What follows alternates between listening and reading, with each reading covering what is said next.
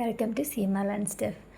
കഴിഞ്ഞ ക്ലാസ്സുകളിൽ poetry സെക്ഷൻ്റെ introduction പറയുന്ന സമയത്ത് നമ്മൾ മെറ്റാഫിസിക്കൽ പോയം എന്താണെന്ന് പറഞ്ഞിട്ടുണ്ടായിരുന്നു. വാട്ട് ഈസ് മെറ്റാഫിസിക്കൽ പോയം, അതുപോലെ ആരൊക്കെയാണ് മെറ്റാഫിസിക്കൽ പോയിറ്റ്സ് എന്ന് പറയുന്ന ഗ്രൂപ്പ് ഓഫ് പോയിറ്റ്സിൽ ഉൾപ്പെടുന്നത്, എന്താണ് മെറ്റാഫിസിക്കൽ കൺസെപ്റ്റ് എന്ന് പറയുന്നത്, പിന്നെ മെറ്റാഫിസിക്കൽ പോയിറ്റ്സിൻ്റെ ഫീച്ചേഴ്സ് എന്തൊക്കെയാണ്, അത്തരം ഒരു ഇൻട്രൊഡക്ഷൻ നമ്മൾ പറഞ്ഞിട്ടുണ്ടായിരുന്നു. സോ ഈ ബ്ലോക്ക് 2-ൽ യൂണിറ്റ് 1 പോയട്രി സെക്ഷൻ അവസാനിക്കുന്ന ഈ ഒരു ഭാഗത്ത് നമുക്ക് ഫേമസ് മെറ്റാഫിസിക്കൽ പോയറ്റായിട്ടുള്ള ജോൺ ഡണ്ണിൻ്റെ വാലഡിക്ഷൻ ഫോർബിഡിങ് മോർണിംഗ് എന്ന് പറയുന്ന പോയം, അതുപോലെ കാനോണൈസേഷൻ, ഈ 2 പോയംസാണ് നമുക്ക് പഠിക്കാനുള്ളത്. സോ ഇന്നത്തെ ക്ലാസ്സിൽ നമ്മൾ കാനോണൈസേഷനെ കുറിച്ചാണ് പറയുന്നത്. സോ കാനോണൈസേഷൻ എന്ന് പറയുന്ന വേർഡിൻ്റെ മീനിങ് ഒരാളെ അംഗീകാരത്തോടു കൂടി അല്ലെങ്കിൽ ഔദ്യോഗികമായി വിശുദ്ധരായി പ്രഖ്യാപിക്കുക, അതിനെയാണ് കാനോണൈസേഷൻ. ആ ഒരു വാക്കിൻ്റെ മീനിങ് അതാണ്. അപ്പോൾ ജോൺ ഡണ്ണിൻ്റെ ലവ് പോയത്തിനകത്ത് ഈ കാനോണൈസേഷൻ എന്ന് പറയുന്ന ഒരു വേർഡിൻ്റെ ഇമ്പോർട്ടൻസ് എന്താണെന്നുള്ളത് നമ്മൾ ഈ ഒരു പോയത്തിലുടനീളം അദ്ദേഹം പറയുന്ന കാര്യങ്ങളിലൂടെ നമുക്ക് മനസ്സിലാക്കാൻ പറ്റും.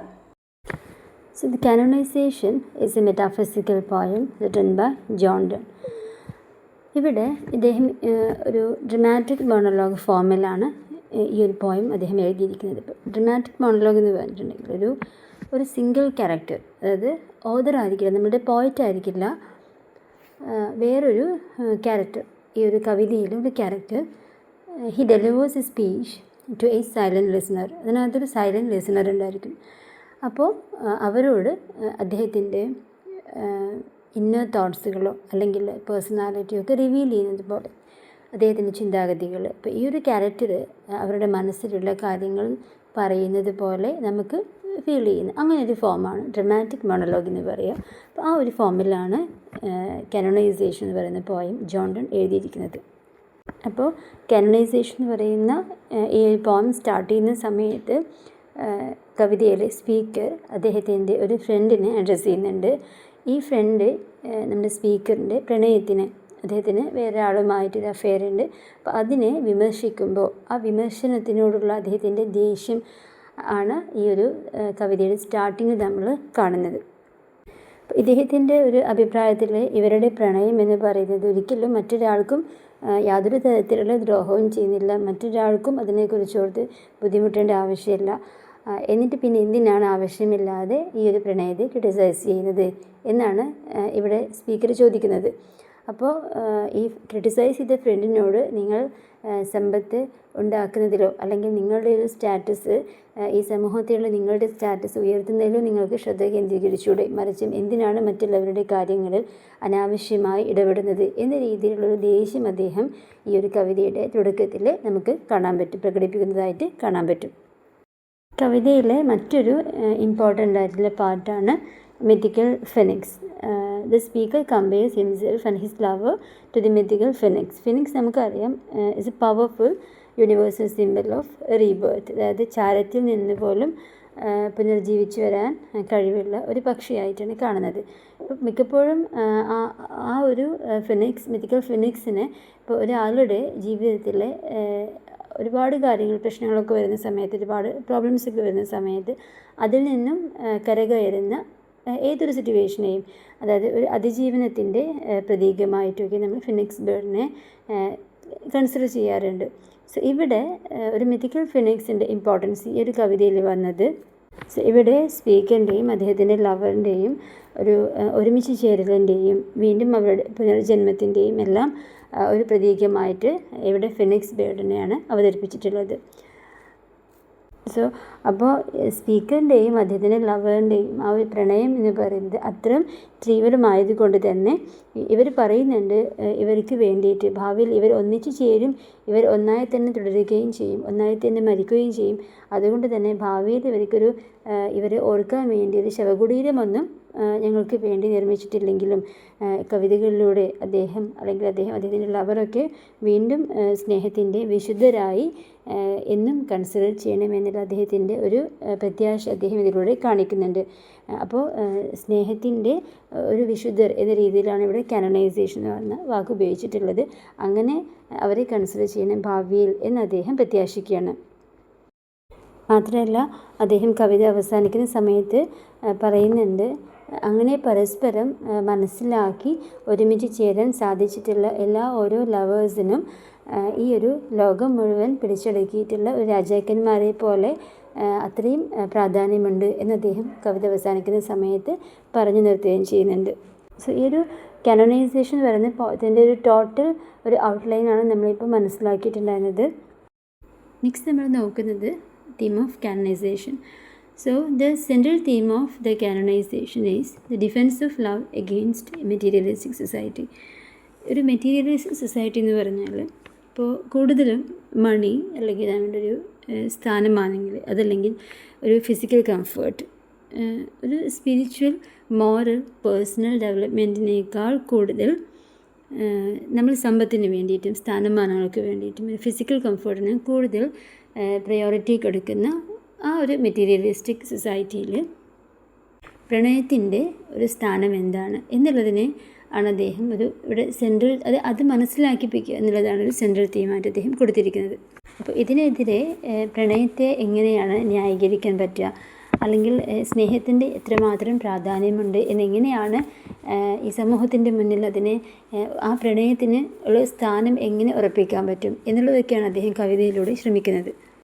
So Donne argues that private passionate love is secret and superior to worldly ambition. അതായത് ഈ ലോകത്ത് ഒരുപാട് നേടിയെടുക്കണമെന്ന് ചിന്തിക്കുന്ന ഈ ലോകത്ത് അതിനേക്കാൾ മഹത്വമാണ് വളരെ തീവ്രവും സ്വകാര്യവുമായിട്ടുള്ള പ്രണയം എന്ന് അദ്ദേഹം ജോൺ ഡൺ അവകാശപ്പെടുന്നുണ്ട്. അദ്ദേഹത്തിൻ്റെ കവിതയിലൂടെ അതിനകത്തുള്ള സ്പീക്കറിലൂടെ അദ്ദേഹം നമ്മുടെ മുന്നിലേക്ക്, റീഡേഴ്സിൻ്റെ മുന്നിലേക്ക് എത്തിക്കുന്നതും അദ്ദേഹത്തിൻ്റെ ഈ ചിന്താഗതികൾ തന്നെയാണ്.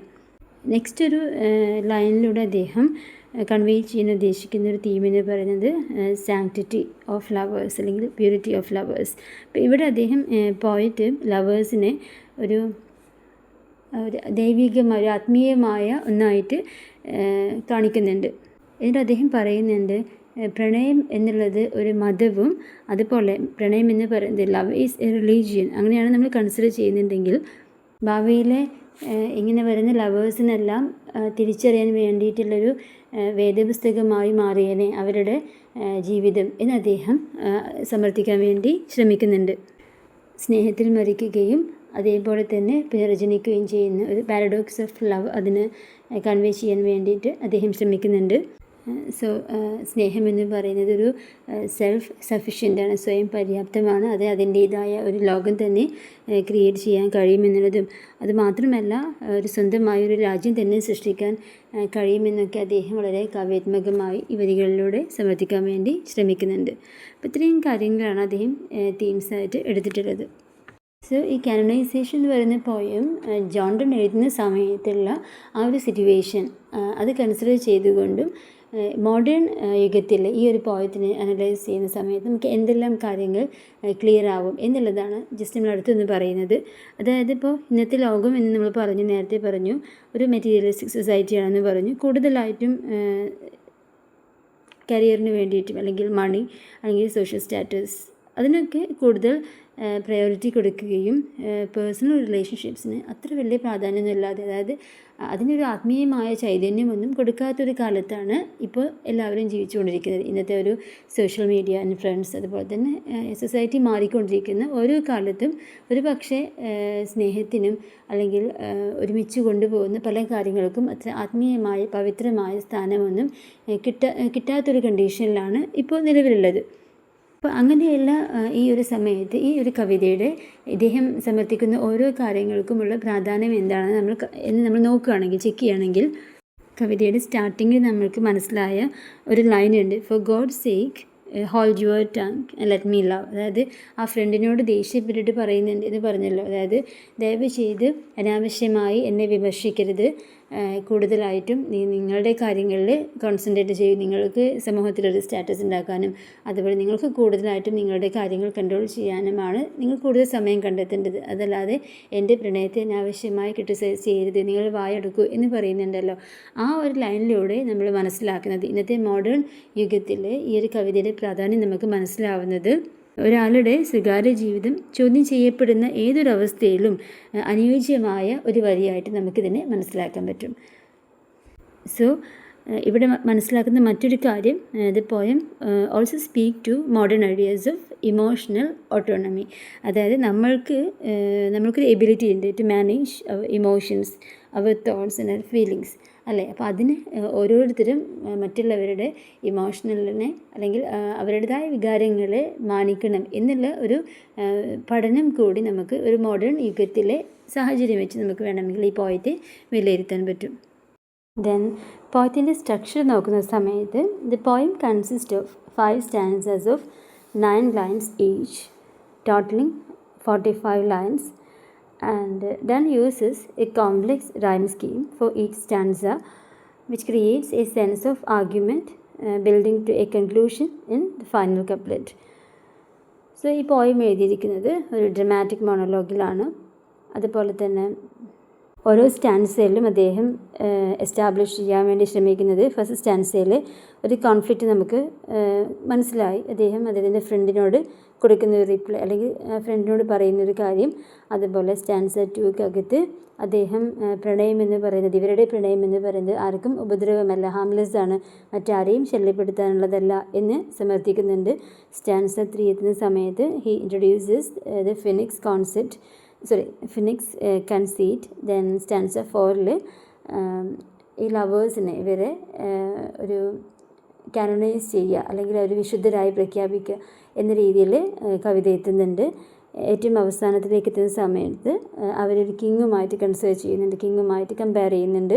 അതായത് പരസ്പരം ഒരുമിച്ച് ചേരാൻ കഴിയുന്ന ഓരോ പ്രണയിതാക്കളും ഒരു ലോകം തന്നെ വെട്ടിപ്പിടിച്ച രാജാവിനെ പോലെയാണെന്ന് അദ്ദേഹം കൺക്ലൂഡ് ചെയ്യുന്നുണ്ട്. എല്ലാം ഒരു മെറ്റാഫിസിക്കൽ സ്റ്റൈലിലാണ് അദ്ദേഹം എഴുതിയിരിക്കുന്നത്, എന്നാലും using controlled form to contain passionate and complex ideas. Last നമ്മൾ പറയുന്നത് പോയറ്റിക് ഡിവൈസസ് ആണ്. നമ്മൾ ഓൾറെഡി മുന്നേ ഉള്ള ഒരു സെക്ഷനിലും പോയറ്റിക് ഡിവൈസസിനെ ഉൾപ്പെടുത്തിയിട്ട് തന്നെയാണ് പറഞ്ഞിട്ടുള്ളത്. എങ്കിലും സെപ്പറേറ്റ് ആയിട്ട് പറയുന്ന സമയത്ത് മെറ്റാഫിസിക്കൽ കൺസീറ്റ്സ് യൂസ് ചെയ്തിട്ടുണ്ട്. മെറ്റാഫിസിക്കൽ കൺസീറ്റ് എന്ന് പറയുന്നത് വളരെ എക്സ്റ്റെൻഡഡ് ആയിട്ടുള്ള ഒരു ഇൻജീനിയസ് കമ്പാരിസൺസ് ആണ്. അതുപോലെ തന്നെ ഒരു സെൻട്രൽ കൺസീറ്റ് എന്ന് പറയുന്നത് ലവേഴ്സിനെ ഫിനിക്സ് ആയിട്ട് കമ്പയർ ചെയ്യുന്നത്. അതുപോലെ we die and die is the same എന്ന് പറയുന്നിടത്ത് ഒരു ലവ് ഓഫ് പാരഡോക്സ് കാണുന്നുണ്ട്. ദെൻ ഹൈപ്പാബിളി യൂസ് ചെയ്തിട്ടുണ്ട്, അല്യൂഷൻസ് യൂസ് ചെയ്തിട്ടുണ്ട്. സോ ടോട്ടലി ഒരു ഫിലോസഫിക്കൽ ആർഗ്യുമെൻറ്റ്സ് പ്ലസ് ഒരു സിമ്പിൾ ഡിഫെൻസ് ഓഫ് ലവ് ആണ് നമുക്ക് കാണുന്നതെങ്കിലും ഒരു ഫിലോസഫിക്കൽ തോട്ട് നമുക്ക് കിട്ടുന്ന രീതിയിലാണ് കവിതയെ അദ്ദേഹം ചിട്ടപ്പെടുത്തിയിരിക്കുന്നത്. അപ്പോൾ ഇത്രയും കാര്യങ്ങളാണ് കാനണൈസേഷൻ എന്ന് പറയുന്ന പോയത്തിൽ പറയുന്നത്. നിങ്ങൾ ചെയ്യേണ്ട കാര്യം ഓരോ സ്റ്റാൻസാസും എടുക്കുക, അതിനകത്ത് പറയുന്ന കാര്യം നമ്മൾ പറഞ്ഞിട്ടില്ല അല്ലെങ്കിൽ ഓൾറെഡി നമ്മൾ കേട്ടിട്ടില്ല ഇത്തരം കാര്യങ്ങൾ നമ്മൾ മെമ്മറിയിൽ സൂക്ഷിച്ച് അതിനകത്ത് നിന്നും പറഞ്ഞ കാര്യങ്ങൾ നിങ്ങൾ സ്വയം ഐഡൻറ്റിഫൈ ചെയ്തിട്ട് അണ്ടർലൈൻ ചെയ്തിട്ടിടുക. അതിനകത്ത് റെഫറൻസ് വരുന്ന കാര്യങ്ങൾ, ഇപ്പോൾ ഫിനിക്സ് ബേർഡിനെ കുറിച്ച് അതുപോലെ തന്നെ മറ്റുള്ള ഫേമസ് ലൈൻസുകളൊക്കെ നിങ്ങൾ ജസ്റ്റ് അണ്ടർലൈൻ ചെയ്തിടുക.